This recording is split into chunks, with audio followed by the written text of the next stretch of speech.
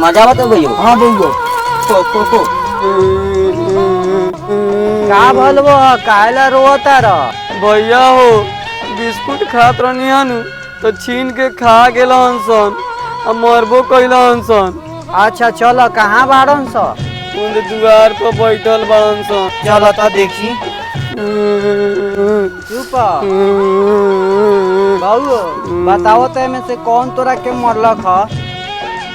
हये साला मरलक ह आ हई साला बिस्कुट छीन के खा गेल ह। रे छावड़ा सा हाँ भाई के बिस्कुट छीन के काहे खैले हस? बिस्कुट ना देत रहलक हनु तो हमनी के छीन के खा गेनी हस। तोर बाप के पैसा अलग की छीन के खैले हले? मारा तारा